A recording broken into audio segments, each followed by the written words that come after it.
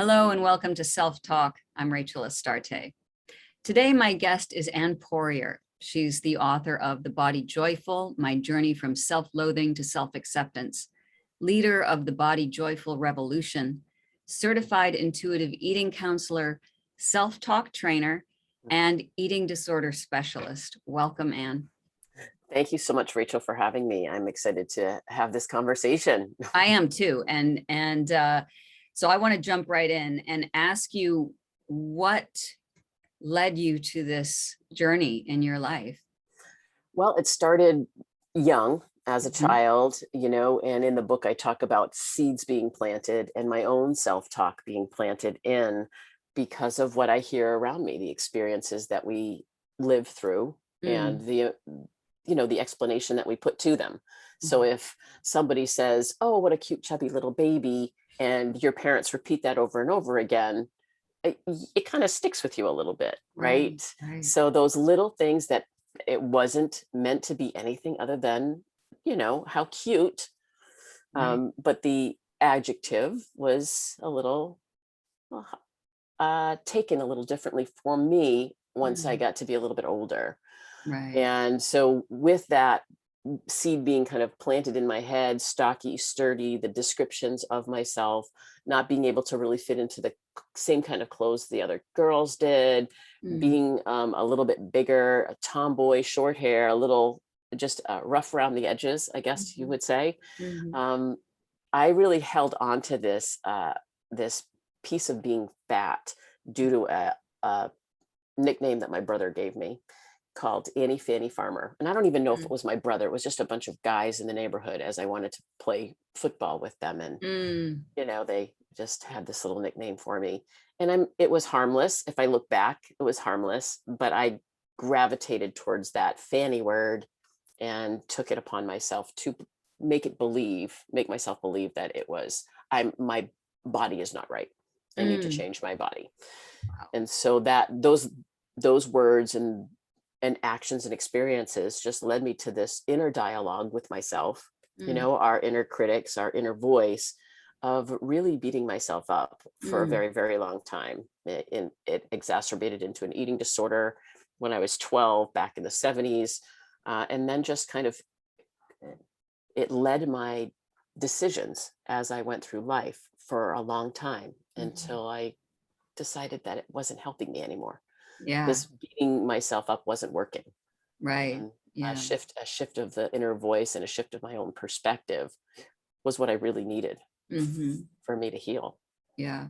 When you say that negative, this negative self-talk was not helping you anymore, how did you know from sort of going to from this because negative self-talk sort of self-perpetuates, right? And it just becomes like the undercurrent and you don't even think about it after a while. So what made you start to notice that, hey, this isn't working for me?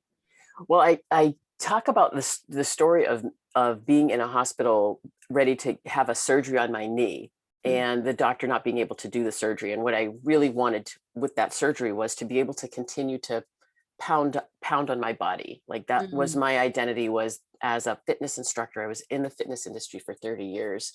And it was a destructive industry for me.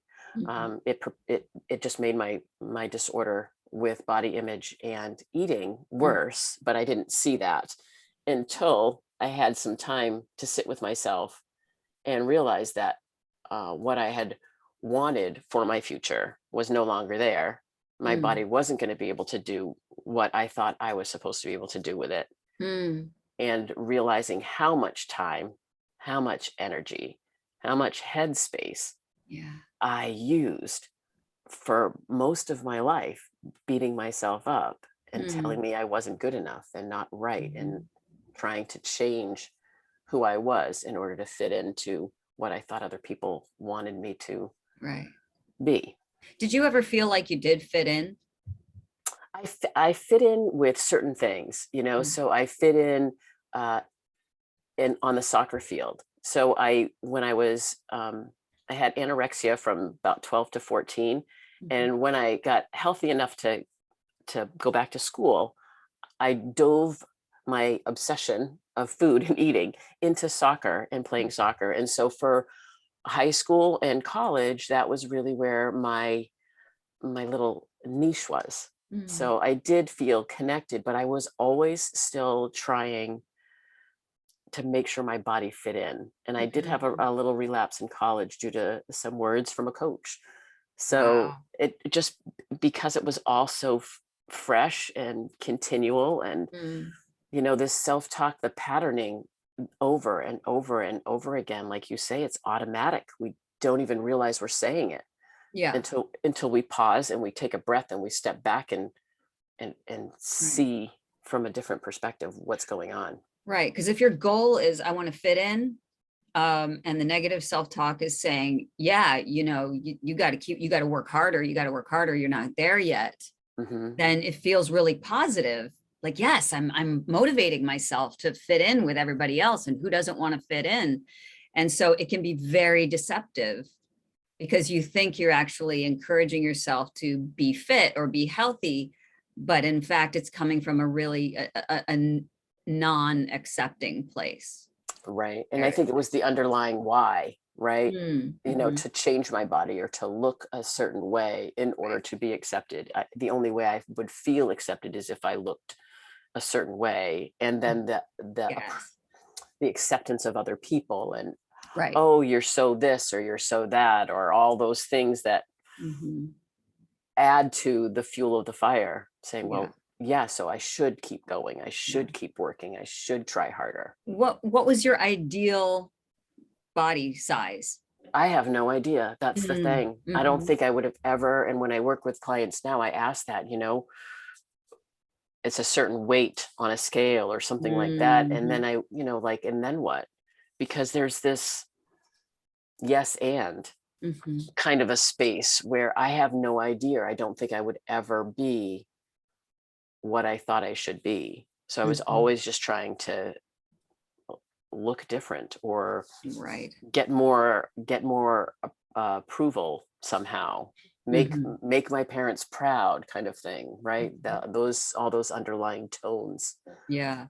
So Did you have parental encouragement as you were anorexic, or did they notice there was something wrong? they noticed there was something wrong. I was adopted early, so there's a little bit there too. um, but my mom specifically really knew something was wrong and worked really hard to try to figure out what was going on. Mm, So, and I think just because my dad loved sports, he mhm. really encouraged and loved seeing me play sports, and so I was always trying to make sure, All right. that I was doing the best I could. And Ah, uh, I yes. think, and it It's was, exhausting even talking about it, I know, right? I know, I know. Like, oh, Uh, you just have so much compassion for the younger self, right? That just trying to please and tap dance, as I call it in therapy, too. You're tap dancing for your love. yes, Mhm. yes, exactly, right. Yeah, Yeah. right. Wow. So, um, so we talked about that moment of transition when you were about to have surgery. How did you move from self-loathing to self-acceptance? That's a huge, huge leap. Yes, and the book, um, the publishers wanted me to go to self-love, and I was very strong against that, Mhm. because I think that the society pushes self-love, and Yeah. if you're in a place of self-loathing, self-acceptance even seems Yeah, very far away. sure. And so I think about it as a continuum. We're on this continuum, and it's, if I'm here in this place of self-loathing, what's working for me, what's not working for me, and when I was able to forgive myself, Mhm. right? Take some responsibility for myself. Yes. And I think step away from always trying to be somebody else. I was able to say, well, there's got to be another way. Mhm. Enough's enough. Mhm. I have two daughters. I didn't role model very well for them. Mm. Do I want to continue to role model in this way for them Yeah. as they continue to grow up? Mhm. And so with those pieces in place, I went to search for help. So Mhm. when you journal, and I think this is another, people, I think your audience might relate to this, when you journal the same thing over and over and over again, and then you're kind of sick seeing yourself journal the same Yes. Yeah. the same struggle Sure. for the 100th time, you Yeah. go, maybe I need to ask for help and reach Mhm. out. And that's when I asked for help. I reached out to a therapist. And um, after being in therapy a few times, always trying to make sure that the therapist liked me. This was the Right. first, right? This is There the you go. first. There's the people pleaser again. Sure. Yeah. Makes sense. So Mhm. this therapist was different, and we did some work, and that was the start of this journey of trying to find something different for myself. And it really started with just this body neutrality place where it's my body's not good or bad.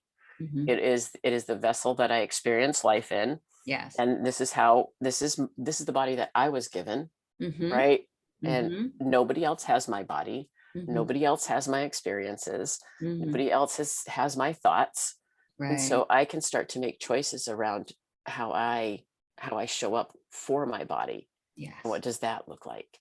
And that Um, is exactly the cure for many eating disorders, which is a loss of control, right? mhm, And so when you begin to shift and say, this vessel is in my control, mhm, then it sort of puts, little tread under your wheels there that, oh, okay, I can do something with this. And I love what you were saying also about, like, you know, sort of re-identifying, like, who am I without this disorder?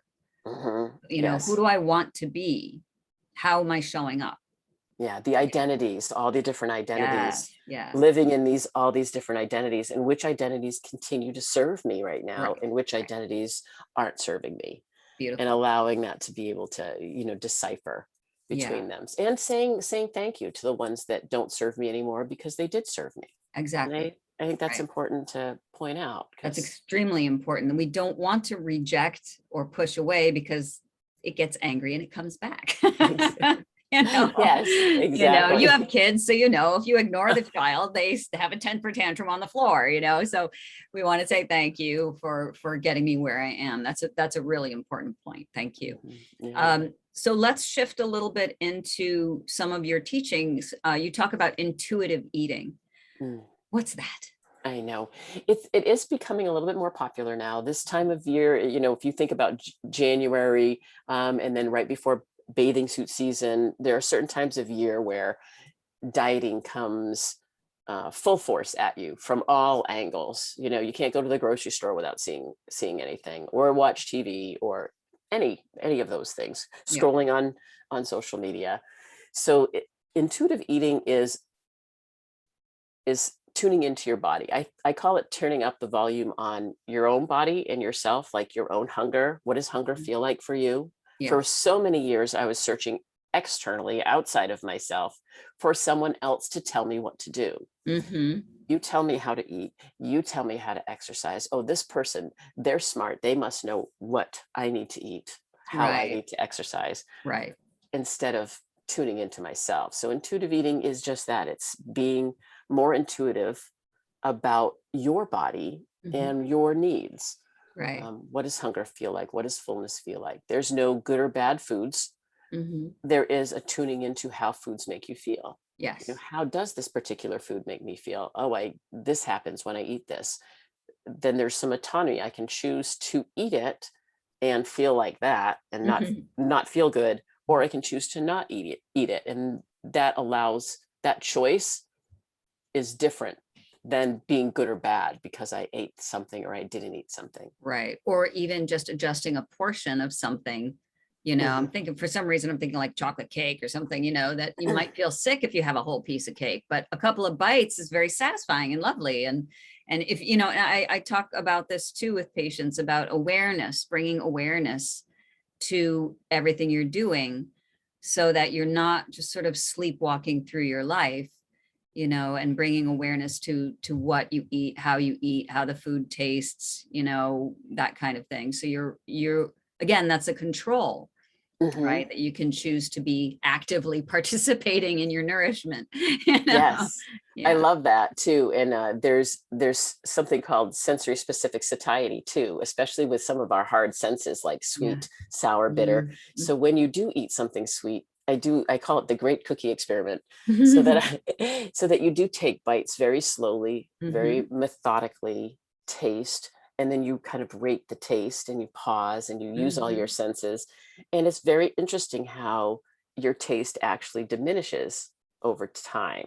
The mhm. enjoyment of the food diminishes over time because of this sensory specific satiety in your with your taste buds. Mm, So it can be really helpful to share with people a tool, right, that they can use to realize that, yeah, maybe I don't need the whole piece of cake because it does make me feel like this, but I can certainly enjoy mhm. and lovely enjoy, 2 or 3 bites and just, oh, savor them. And then put the Yeah, cake away for another yeah, time. for And then you another can, time, yeah, yeah, oh my exactly. gosh. Now I want cake, damn it.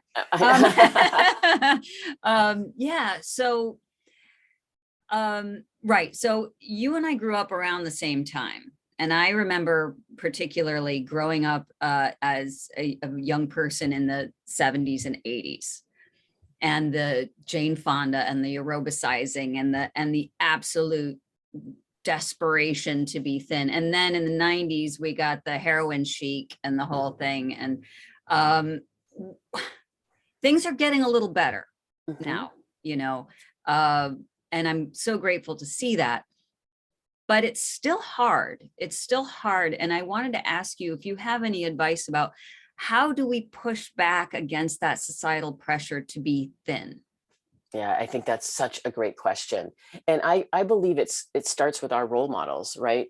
The the adults who have lived through those periods of time and Mhm. are stepping in. I think as we get older, we do tend to step towards ourselves a little bit more and less around what society wants. But if Mhm. kids are growing up seeing their parents picking at themselves or changing clothes a lot or Yeah. talking negative to themselves Yes. in the mirror, or coaches are doing that same thing, so or teachers, they're Mm. seeing them have a conversation in school about the new diet plan that they're on. I think all of those things influence our next generation.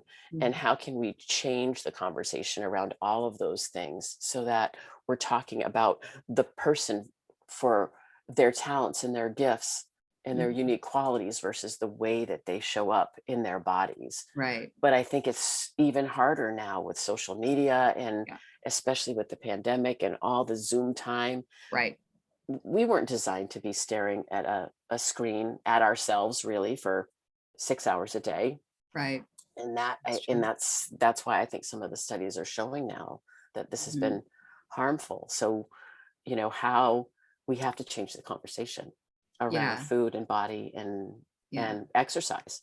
Yeah. Ye- I don't know if there are any young people who listen to this podcast, but if there were, let's say, a few teenagers, what kind of, and maybe this would be good for parents who have teenagers, or even younger, how might you manage dealing with peers or coaches or parents who are self-critical in that way? And so you're standing next to your coach or your mom or whatever, and they're nitpicking the way they look, or I used to be so thin. You should have seen me back when I was, you know what I'm saying? And yeah. like, I wish I looked like you, but you know what I mean? And then there's just this awareness um of hyper awareness of, as you pointed out, that the way you look is what is important as opposed to who you are as a person. Mhm. So how might you guide a younger person to manage when they're someone they look up to is being so critical of themselves? I It's hard to say. I think that's such a good question because it's hard to say because we don't know where they're standing or Mhm. what their experiences have been up until then. If they're, say, in a health class that's talking about this shifting of body image away from society's thin ideal and accepting all bodies and um, reducing bullying and weight shaming and Right, right, that right, kind of thing, that's where a child can go, "Hmm, Mom, I'm learning about, or right, did you realize I was these are other ways that we can talk right. about Mhm. as opposed to buying in, Yes. and joining the conversation." Yeah. And that's how I think young people can do it within their peers too, is not to jump right into the conversation and go, yeah, you should have seen, or yeah, look at my thighs, or You're right. right, that trying to one up kind of each other on this Yeah. self-bashing space. Yes. Yeah. Mm, yeah. And I think that also touches on the, you know, when you're hearing the same message over and over again as a young person, it's really hard not to have that become part of your internal self-talk and patterning. And I think it's really important to point out that it doesn't go away overnight, Oh my gosh. that this is a practice that people have to remember, that, as long as you're making the effort to shift the talk, and as you said, either speak up or just don't engage, Hmm.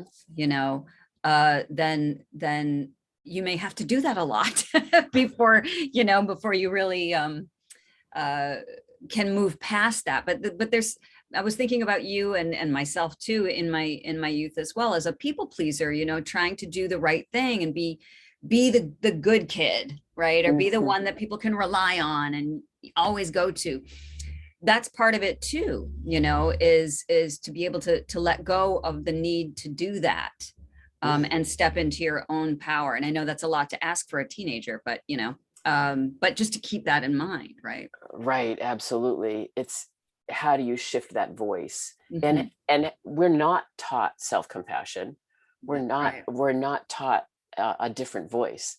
Hmm. It's that's we're taught what we hear around us, That's right.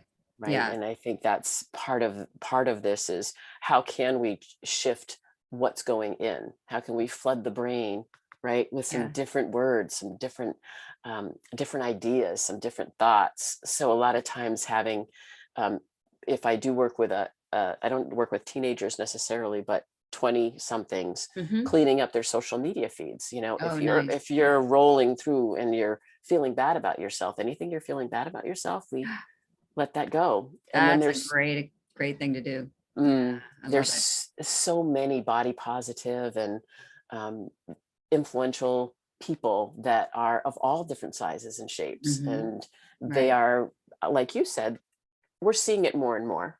Hmm. It's slow. Slow.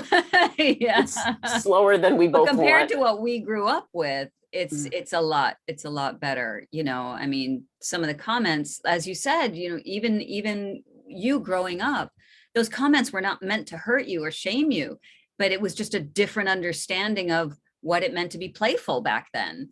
And it yeah. really hurts, but people didn't realize that. But you've just beautifully segued into my next question, which is what it's about self-talk, which is the name of the show. Mhm. What does it mean to be a self-talk trainer? Well, I went down to Florida Mhm. to have a course with Shad Helmstetter, who wrote the book What to Say When You Talk to Yourself Mhm. and The Power of Neuroplasticity. So he's written a couple of different books. And so my husband went down and got trained by him first. And this was right during the knee stuff, my Oh, okay. hospital kind of thing. And he came back and he was just on this high. It was the Mhm. greatest thing. And we had this real conversation around our voices and this negative voice and why it's so hard to get rid of it and the Mm. pathways in our brain and all of the neuroplasticity, the sciencey piece of it. And so Yes, I mean, I love all that. me too. And so just realizing how deeply rooted Mm, basically my own self-talk was, and mm, realizing that it wasn't helping me anymore. mm. And with and of course he, Shad has self-talk audios, right? So you listen to them in the background, you just put them in and you listen.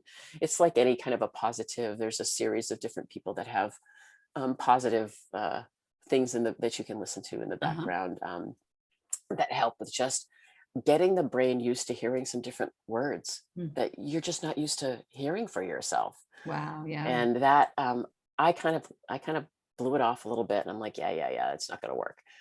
But I did find myself making some different decisions, Okay. and I did find myself journaling differently, Mm, not in this space of always trying to do something different, but mhm, more on the space of acceptance.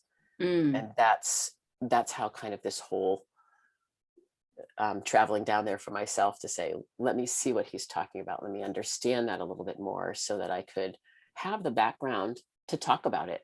And the mindset piece is so big. It filters down for, oh, so much of how we show up in the world. Right. And that's one of the things I love about neuroplasticity, is because when we're in that locked in phase of, this is how it is, the pattern, the hamster wheel Hmm. of, we think that it can't change, but it can.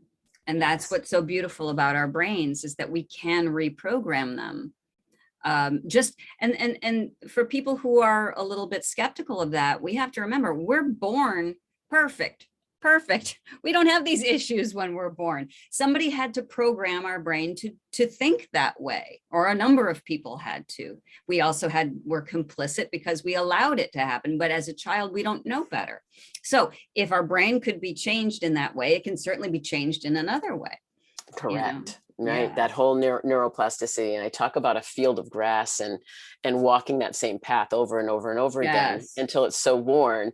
And then when you change, you have to kind of step into the weeds. And that's right. it's not comfortable, doesn't Mhm. feel good. No, But the only way to change is to step into the weeds. Because right. if you don't, you'll stay stuck on the path. And Yeah. so allowing, even if you don't engage, like you had mentioned earlier, even if you stay put, and you don't go into the old pattern and you don't go into the new pattern, that's still progress. Yeah, that's true.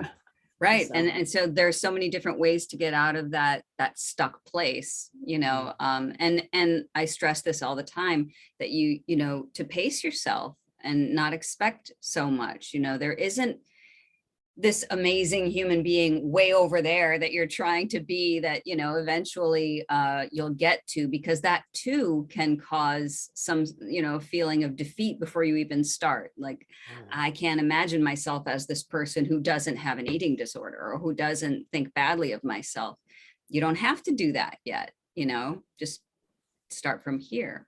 Yeah. exactly. Yeah. I named my voices, like in my head. Oh, great. I have my negative voice, which was my mini me, and she has her friends. And then I have Mhm. like a more positive, compassionate, stronger voice, my maxi me. And just by doing that, it allowed me to be kind of, mini me gets angry and tight-fisted and closed chested. So Yes. there's kind of this action, and then maxi me kind of stands up tall and Yes. smiles. And so Mhm. just the whole body piece can make a big difference too, and just the way we show up for ourselves in our Mhm. language for ourselves. So if I'm stuck in that place, I go, oh, there's mini me, thanks for sharing. I looked at your body, just went I like know, this. I And then, know. and that, thank you for bringing that up too, because since we are talking about body image and being present, working with our bodies, listening to our bodies, seeing our bodies as an ally Mm, instead of as the enemy, right? This thing we have to carry around that just doesn't look right. Instead of that, if you're actually tuning in, as you said, to what closes me up and what opens me, what stands proud in me, what voice fuels that reaction. It's mhm. another beautiful, healthy way to work with your body. I work with people, who have disordered eating. I had it myself for many, many years, and you're dead from the neck down. So true. This isn't safe. I don't want to know anything from here. So it's all up here. I got it all sorted out, right? Until you start to really drop in and start to see that your body is not your enemy. Rather, it really is a source of joy, and a source of information and healing that we forget. I mean, even people who don't have disordered eating sometimes forget what a resource the body is. Yes, so true. I love the word ally. I love that, that our body is an ally, and how it can, once we're starting to tune into it and not hate it, Mm-hmm. can tell us all kinds of things. It gives us so much information, as you Yeah, say. So yeah, I think that those are really important pieces to understand, trying yeah. to connect into our bodies rather than separate them. Yes, exactly. And that's such an important aspect. And that also might make it a little easier. It's a little scary at first, but I think it makes it a little easier to realize that you have an untapped resource, that you can rely on too. So Absolutely. I don't know if this is possible, but do you have an example or a tip of how to shift someone's self-talk from negative to positive? I think I call it, like, I have this ABC, right? But basically the biggest piece is being aware that that Mhm. voice is talking. And I Okay. think that sometimes is the hardest point, to Mhm. hear that voice and notice what it's saying. And sometimes, I'll ask a client, what's the voice saying? What are the words? Whose voice is it? Mhm. So that awareness of the voice itself. So it's not you, it's a voice in your head. So this Mhm. awareness of that, Right, right. and then by taking some breathing, just breathing into that, noticing, okay, I'm aware of it, let me breathe and let me pause, and then what's the best choice to make here, to fall into it and feed it Mhm. with more and more language, harsher tones, all of Mm. that, or is it to just stay put and validate it and be aware of it and not go anywhere but not buy into it? Or do I choose to, is there a catch, is there a, like a, I don't want to say a catchphrase, but I have like a standby phrase that you can use anytime, and mine is thanks for sharing. So Yeah, nice. it's just it's validating that it's there, thank you for sharing that. Mhm. But I'm gonna stay put right here, I'm gonna just take some deep breaths and Mhm. pause, and then Mhm. I can make a different choice, and then learning some more compassionate words for yourself. I'm doing the best I can. I'm trying Mhm. really hard. Yeah, Um, yeah. and not falling into, Mhm. okay, that, and even when we do something that we aren't glad we did, okay, so that might not have been the best idea. Mhm. Next time, let me learn from that. What can I take Right. from that? How can I shift it the next time? But Mhm. instead of beating yourself up as why did I do that? And why can't I? And the Yeah, yeah, yeah. And you can feel a difference, Mhm. right? When you're hearing the negativity and buying into it versus, well, I'm doing the best I can, or, thanks for letting me know, appreciate your input, Mhm. but I'm going over in this direction. Somehow, there's a bodily somatic difference in the way that we receive those messages too. And that would be a great thing to pay attention to. So I love that exercise. That's great. Thank you Yeah. so much.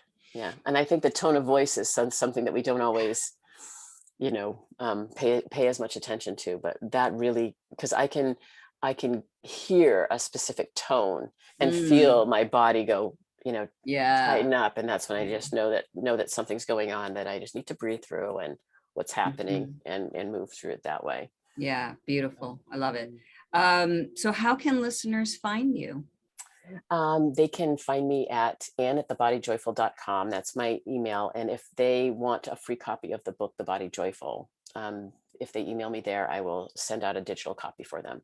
Oh, beautiful. So I'm just trying to get the message out and share with people that they're not alone, and that they'll find all the maxi me's and mini me's in there, and all their voices. Um, Beautiful. and then as you said in the beginning, I have a private Facebook group called the Body Joyful Revolution, and the goal there is to change the conversation around bodies and food and weight, and kind of rejecting diet culture and society's thin ideal, and stepping into being comfortable and confident in our bodies as we are. So that's a free space and resource for people too. So that's the Body Joyful Revolution on Facebook.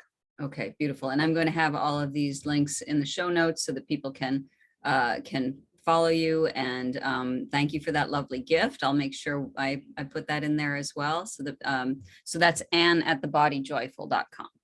Correct. That's where they Yes. can email Yeah. you. Yeah. Beautiful. And thank you so much for being on Self Talk today. Thank you so much for having me. I greatly appreciate it, Rachel. Sure.